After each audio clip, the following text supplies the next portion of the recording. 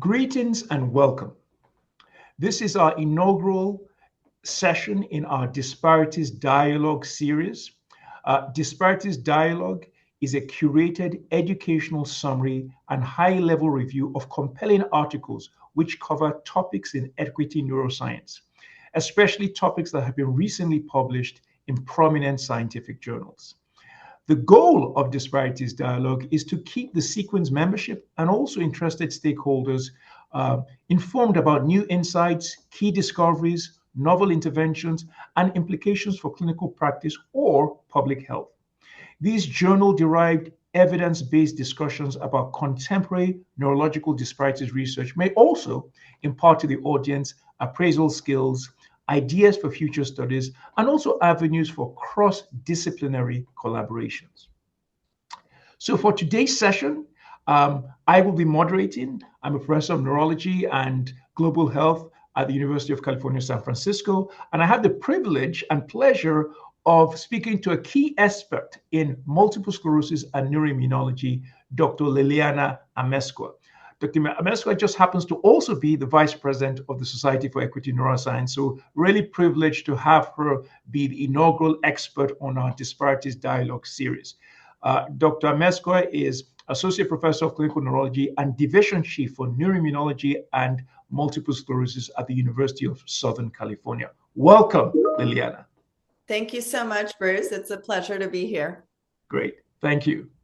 And so launching right in, we'll start off by just going through the topics we hope to cover today. So our first paper will talk about the issue of social determinants and neighborhood level deprivation as they associate with disability in Hispanic people with multiple sclerosis.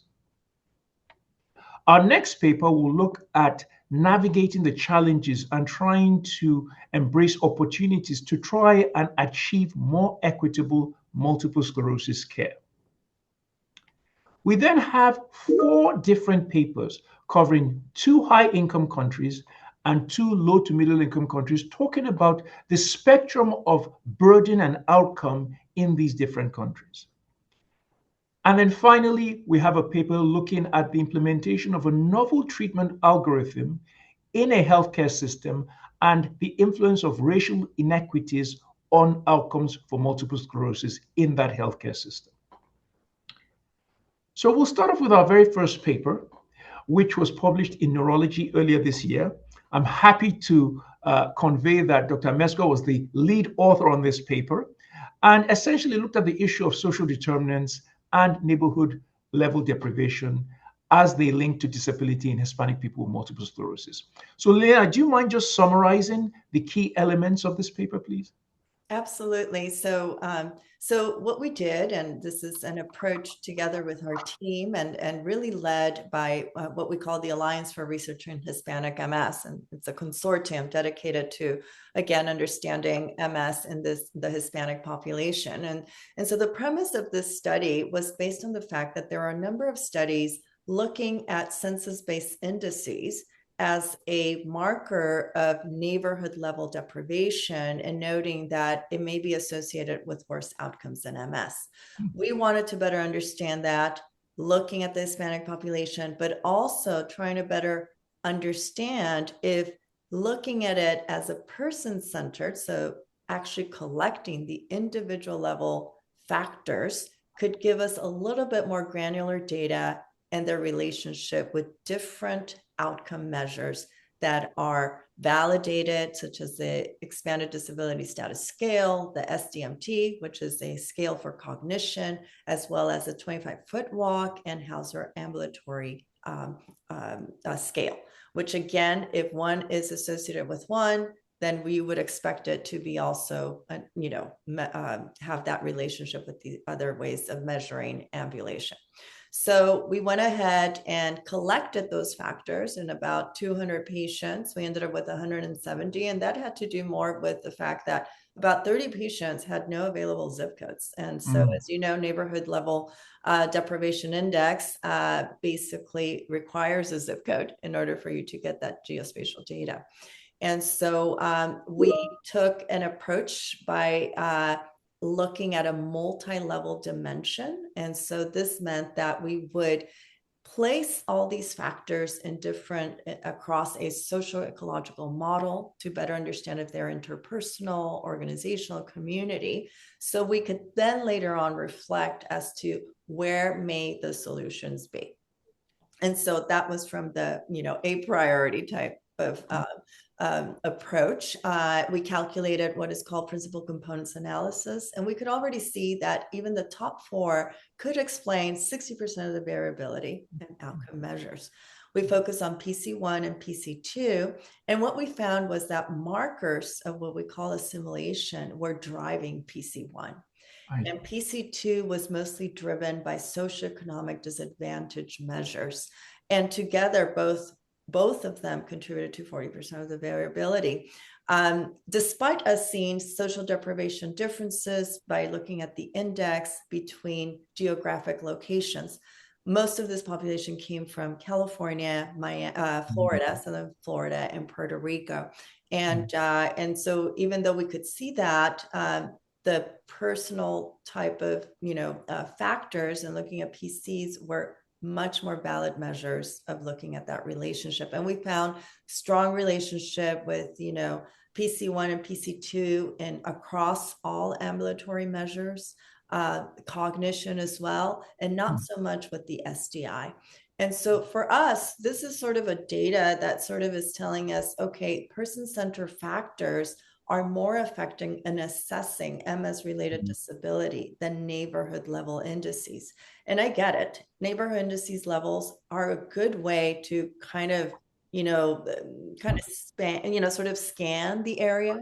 But really, if we want to get to understanding what is that factor contributing to perhaps this worse outcome, then we need to get more nitty-gritty and get to, the more personalized type of measurements.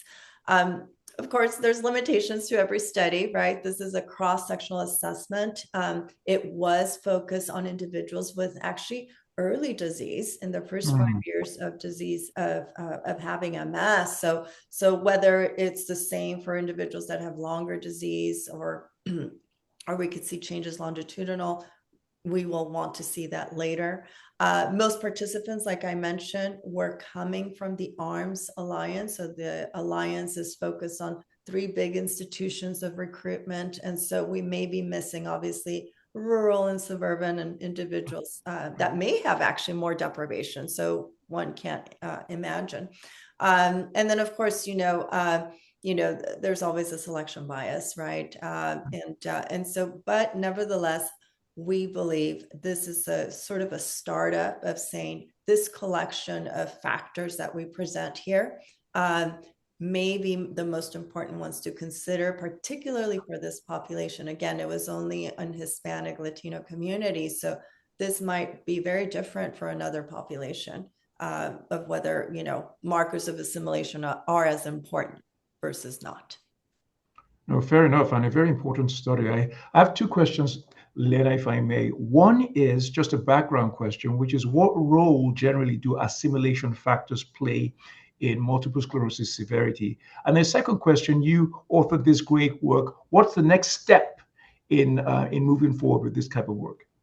Yeah, so assimilation, it came out of we really weren't looking at assimilation. We were looking at place of birth several years ago, and that's because there are differences in prevalence of MS or incidence of MS. If you were born in a country with lower prevalence and you move to an area of high prevalence in the first couple of years of life, that sort of risk of developing MS is going to be based on the higher prevalence region if you moved early or if you were born in the high prevalence region. So it goes back to this sort of, epidemiological observation. But what we found instead when we started looking at place of birth, and then I consider adding immigration, was that, no, there was additional factors.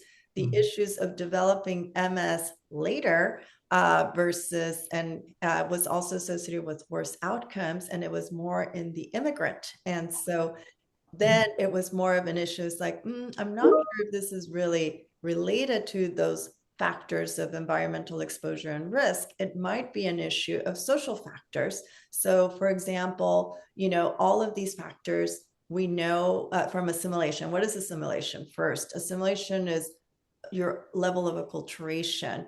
Proxies, like I said, is place of birth, your immigration history, language use. All of these factors shape us in our ability to whether how we interact or access healthcare, right? How we cope with the disease, how we treat the disease or get treatment for the disease. And so all of these factors can influence any condition, right? And so then we looked at it with the lens of MS, and we find that this may be an actual, important, actually modifiable factor, right?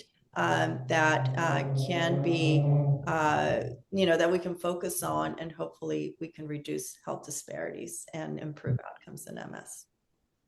Wonderful, wonderful. Thank you. And what's the next study?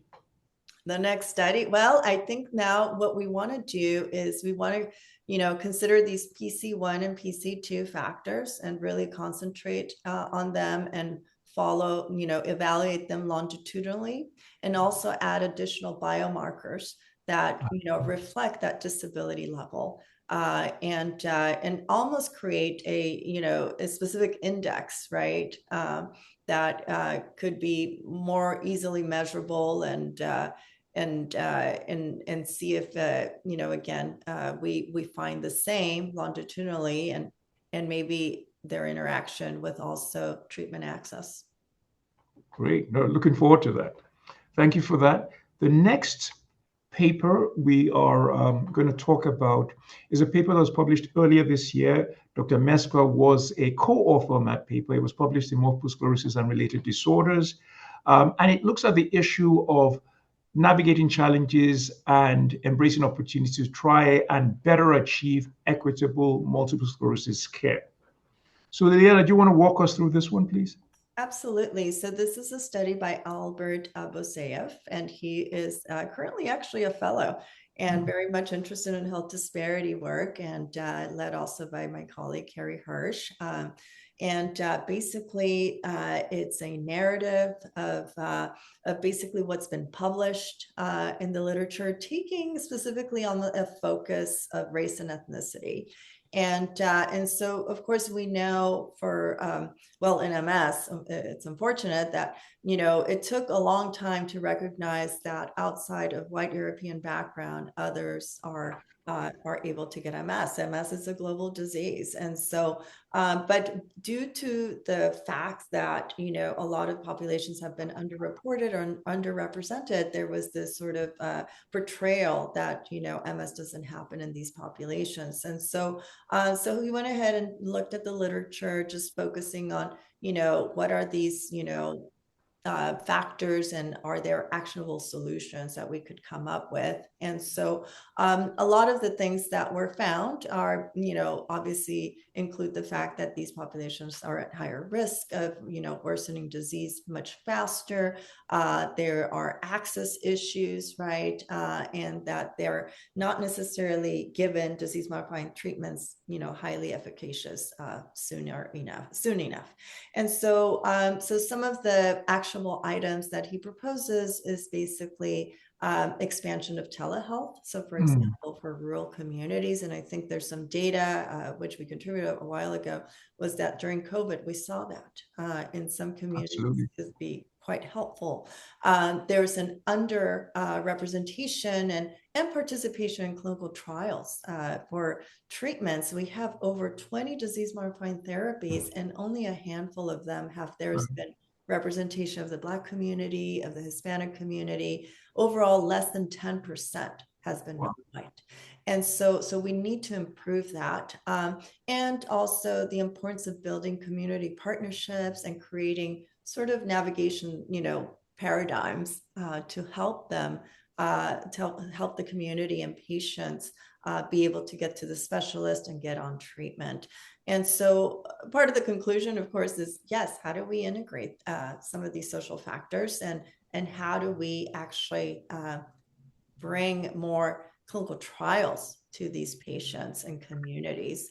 because I think that's, that's the number one, and so in a way creating more literate, more, sort of health literacy panels, but also giving the opportunity to participate, because it's not just an issue of patients not wanting to participate, is Right, they're right. not been offered the opportunity because of, whether there's implicit biases.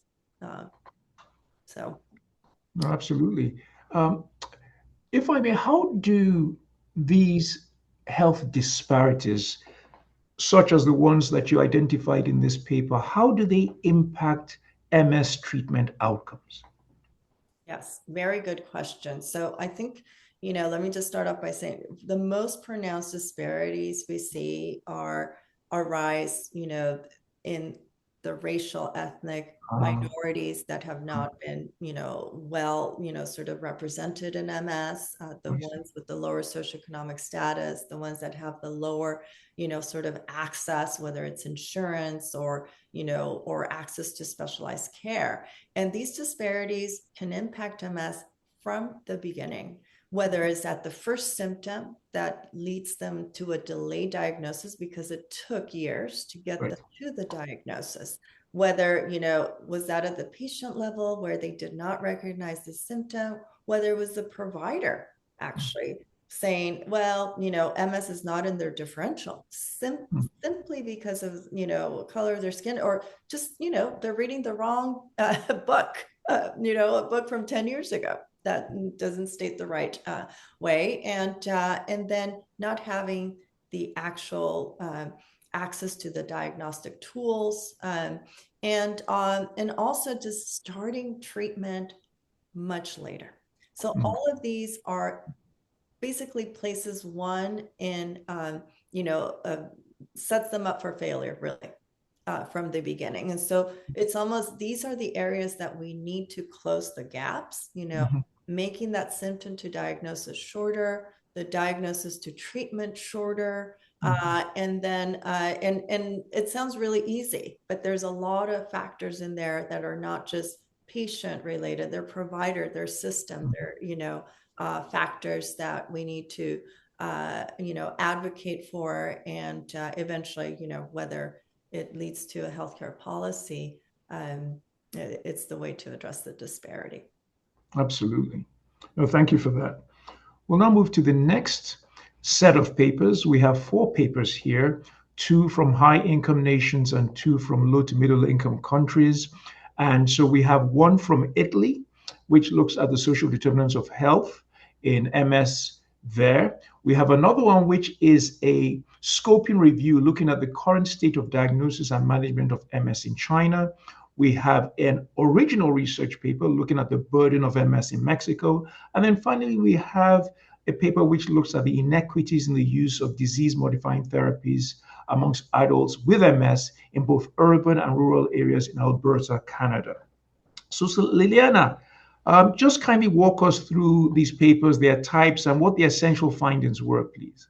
Yes, absolutely. So in a way, it's really good that we're starting to see these types of research publications around the world and coming from different areas.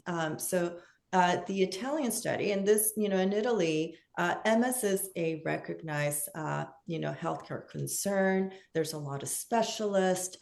And so in a way, I'm very happy to see that they're synthesizing their data and trying to determine, is social determinants of health important?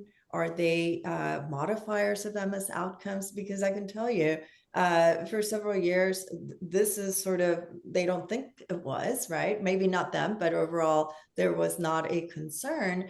And what they found that, 214 studies actually mentioned some social determinant of health. In some, they looked at socioeconomic status, and some they looked at education, and some they looked at access to care. And sort of their conclusion was that it wasn't consistent, but they appear to be influencing some sort of an MS outcome. And at this moment, all they can say is they're underexplored. So to me, that tells me that there's potential new studies to come that will be more focused And I do think that now it is a recognized issue, and I'm happy, hopefully, to see this forward. From another narrative review is from China. And I found this increasingly important and to see how they approach their narrative. And their narrative was looking at of MS and recognizing that it is an emerging public health concern. And what's happened in China is that overall, the prevalence of MS in the Asian countries has always been thought to be very low. And it's always overmasked by another mimicker of MS known as neuromyelitis optica. And so that in itself creates sort of an implicit bias within the provider, perhaps, that right away will think NMO, somebody presenting with optic neuritis and trismus myelitis, and will probably bypass MS. Nevertheless, it seems like, and so what they're thinking is that there's an underdiagnosis of MS, but it is much more frequently encountered in regions that have low resources, right, lower training. And so these are areas where they could make a difference. And so I love the fact that they actually propose solutions to close in the gaps. So they took time to reflect and say, this is perhaps the way that we could approach it. And one is the creation of patient registries. Now, I have to tell you, this has been very successful in Puerto Rico. Oh, really? Puerto Rico is the only place, not in the States, where every MS case gets registered. Really? This was actually a proposal of Dr. Ángel Chinea, a great colleague of mine, part of the Alliance for Research in Hispanic MS, got connected with their MS Foundation. This is their own foundation, and got together with the policy or the officials, and they made this sort of a registered disease. And so they've been able to put out really nice prevalence studies that showcases to be one of the highest in all of Latin America, if we consider Puerto Rico as part of that region, that you'll see is 95 per 100,000. Right next to it, let's say, across the waters, you have Mexico, and it's only 19 per 100,000. So as soon as you start counting, you start finding. That's right. That's right. So they also think about China and their population as unique factors. And so they propose guidelines as to how to approach and bypass that, the mimickers. I like that they are even thinking of AI training programs, maybe in the differential. The differential is becoming, the diagnostic criteria for MS is complicated. And so I really like the fact that, again, it seems very forward thinking, and I'm hoping to see great things from China. 2 original papers, lovely as well. An original research from Figueroa, a nice colleague of mine and friend. And basically, he approached looking at MS in Mexico by looking at the global burden of disease to try to estimate that national prevalence. And so, 1319 and another paper per 100,000 was found, but overall, that's a big increase from prior studies. And what he noted was that there were, geographic differences. So the central and southern states of Mexico are very much different than the northern states, and the fact that there are lower resources in the southern states, central regions, they have lower access to care. And so those may all be factors contributing to some of these differences. Nevertheless, it is appearing to be a growing health concern in Mexico, and the disability adjusted life years were higher than expected. So really, it's a burden of disease that needs to be recognized. And so hopefully there'll be more data coming out from Figueroa, and I'm certain there will. And so this is trying to put it out to the authorities that MS should be a concern, and I'm hoping that it will do that. Now, the Canadian study is really interesting in the fact that health disparities in Canada for many years were again not recognizable. And maybe because they weren't looked at, and there was reluctance to even look at them because there's a universal healthcare system and there shouldn't be any. Right. But now they're looking at it and finding that there is. And again, because not every health disparity is at the system level, right? There's provider and there's patient and individual. And so, so here in this case, they look to see the issue of disease modifying therapy, receiving. So again, whether it's accessible doesn't mean that you're getting it, right? So in this case, it seems like rural regions of Canada are less likely to receive any disease modifying therapy, and in particular, the high efficacy treatments compared to urban residents. So there's a disparity in the type of care that these regions are receiving, whether it's, you have more specialized neurologists in urban areas versus rural areas. It's a possibility, or whether, this is at the patient level, I don't think we know. And so I think this is sort of showcasing that Canada also does, have some disparities. Absolutely. No, thank you for that, Lilyana. One question I have is, of course, we can't cover all countries and every country has its own nuances, but trying to seek commonalities.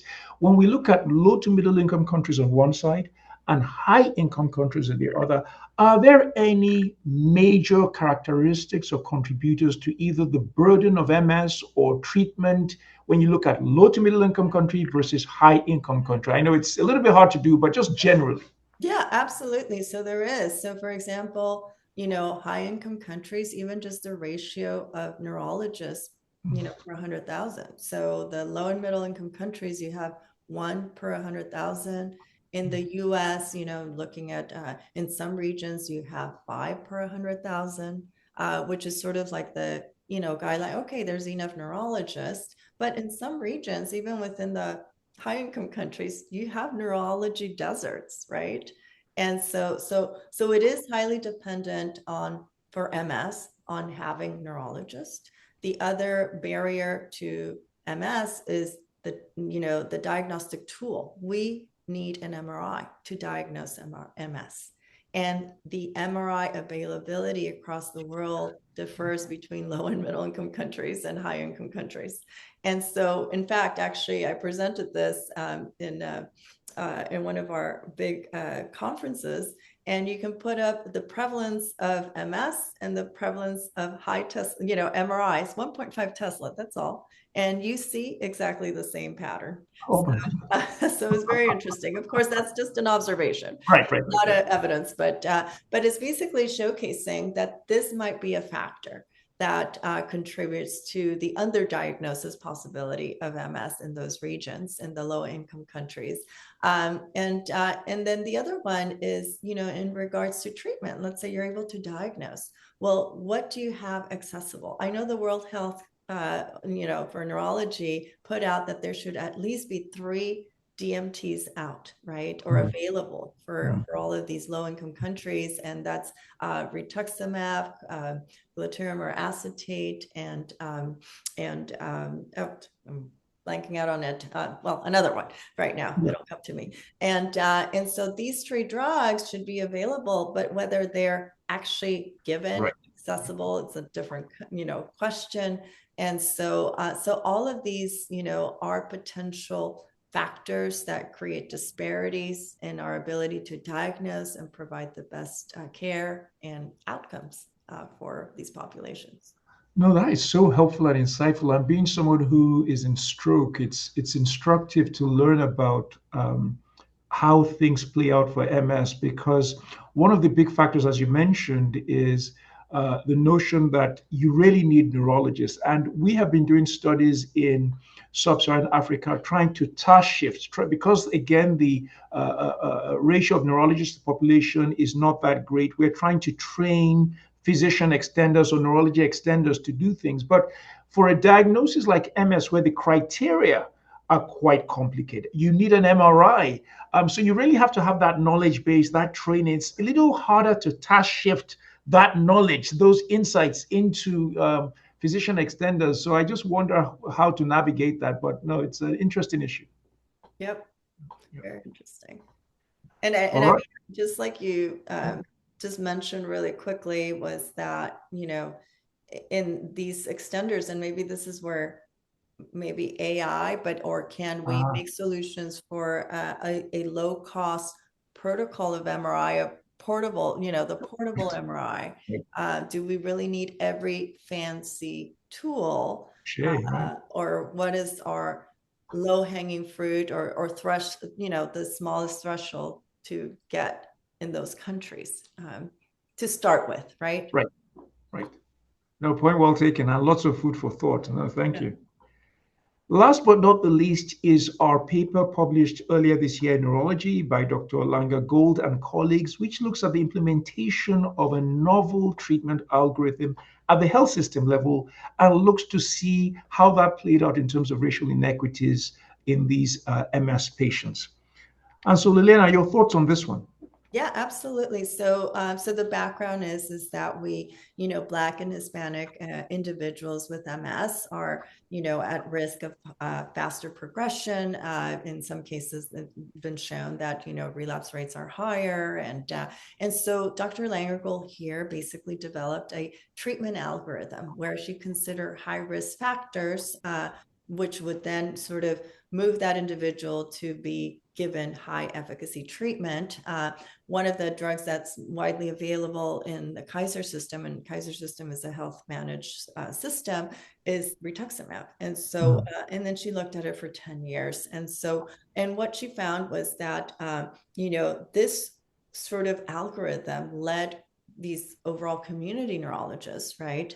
They're all sort of neurologists, to increase their usage of high efficacy treatment, and found that it was, sort of correlated with a significant reduction in annualized relapse rates across these different groups, with the greatest improvement, it seems, among Hispanic patients. And this, sort of took time, but once this happened, you could see some benefits. And so I think implementing an algorithmic type of approach definitely can lead to more usage of high efficacy treatment in managed healthcare system, and perhaps can, sort of close a gap. Of course, there's some still questions that can be answered. Of course, this looked at, more of relapse rates. I wish there would have been more aspects to disability levels, as opposed to, and the way that, the annualized relapse rates were collected, again, it's a lot of abstraction as opposed to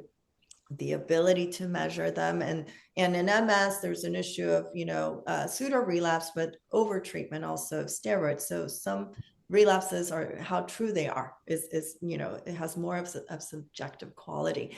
Nevertheless, I think future studies should consider their disability status, because one of the things that we do see is that these populations get to this progression much faster. And there are two issues: is that there is the relapse associated worsening, or known as RAW. And so that is an important measure, because their relapses are very different. They're much more, I guess, in a way, worse. And then, and how much disability you're left with that. And then how much of this is also, is it also able to prevent PIRA, progression independent of relapse activity? And so, so I think these are important factors to consider. Nevertheless, I think, it creates a little bit more equity in having more accessibility and usage of high efficacy treatments for these populations. So I think this is good to start with, and then of course, this is a managed healthcare system, right? That is very different to the different types of systems that exist in the U.S., right? The private and the institutional, and we have to navigate those differently. No, thank you, Lilyana. I just want to, just for my own clarity again, as a stroke neurologist, and I know there are many people who don't have your type of expertise who will probably listen to or watch this. That issue of the focusing on the relapse rate not being as objective, based more on abstraction.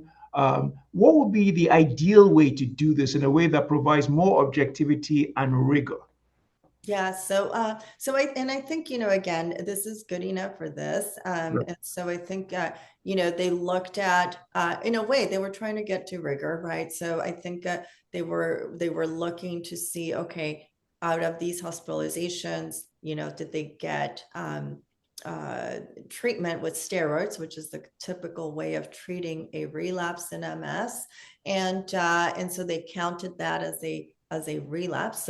So in most, and perhaps this is something unique to Kaiser, and I don't know, actually, I should ask, but in the real world, most relapses are addressed outside.